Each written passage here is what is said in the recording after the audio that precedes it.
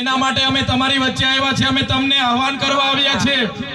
હવે કોઈ પણ ભાજપ અને કોંગ્રેસના સભાન શરમ છોડી દો, તમે આવી જાઓ, આમ આદમી પાર્ટીમાં ઉમેદવાર બનો, લડો, જીતો, તાલુકાના પ્રમુખ બનો, નગરપાલિકાના પ્રમુખ બનો અને આપણા લોકોના કામ કરો, એની વાત કરવા માટે અમે આવ્યા છે।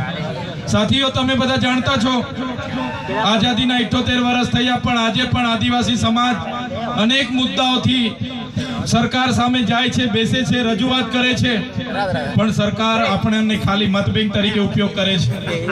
આજે તમે જોયું હશે, અમારે ત્યાં વડાપ્રધાન શ્રીનો કાર્યક્રમ હતો।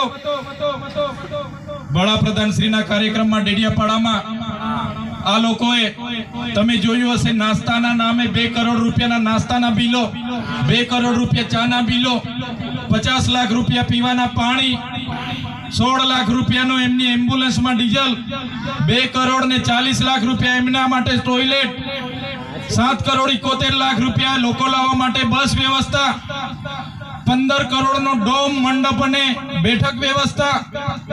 મને ત્યારે એ લોકો સામે અવાજ ઉઠાવવાની ફરજ પડી।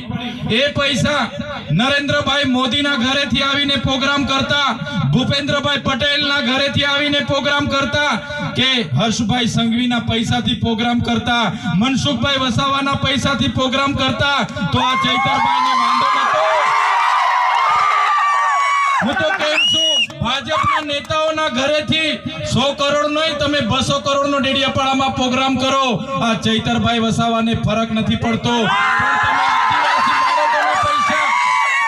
તમે આદિવાસી બાળકોના ફૂડ બિલના પૈસાના તમે દિવાળી કરો, આદિવાસી વિદ્યાર્થીઓના કુપોષણ માટેની આવેલી ગ્રાન્ટની તમે તાઇફાઓ કરો, તમે ત્યાંના આદિવાસીઓના આવાસ માટે આવેલી ગ્રાન્ટનો ઉપયોગ કરીને દિવાળીઓ કરો, ત્યારે આ ચૈતર વસાવા સાખી નથી લેવાના।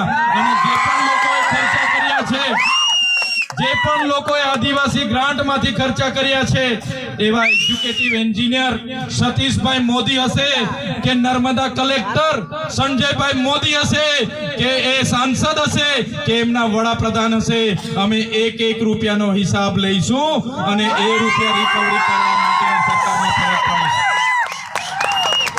ત્યારે આદિવાસી ગ્રાન્ટનો ઉપયોગ એમના વિકાસ પર્વમાં, વિકાસ મહોત્સવમાં, એમના અમૃત મહોત્સવમાં, એમના માર્ચ યુનિટીમાં, એમની ગૌરવ યાત્રામાં કરોડો ને કરોડો રૂપિયા ખર્ચવામાં આવે છે।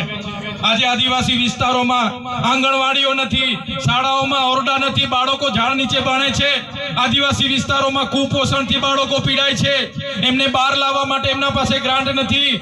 આદિવાસી વિસ્તારોમાં જે ફૂડ બિલ આશ્રમ શાળાના વિદ્યાર્થીઓ માટે મૂકવામાં આવે છે, ફૂડ બિલ આંગણવાડીના વિદ્યાર્થીઓ માટે મૂકવામાં આવે છે, એમના માટે સરકાર 4-4, 5-5 મહિના સુધી એ બિલ મંજૂર નથી કરતી, એમના માટે એમની પાસે ગ્રાન્ટ નથી। અને એમના મોદી સાહેબના કાર્યક્રમો કરવા માટે, એમના મંત્રીઓના કાર્યક્રમો કરવા માટે, એમના સીએમના કાર્યક્રમો કરવા માટે આદિવાસી બજેટનો ઉપયોગ કરવામાં આવે છે, ત્યારે આદિવાસી બજેટ અમે 1 પણ રૂપિયો કોઈને વાપરવા દેવાના નથી।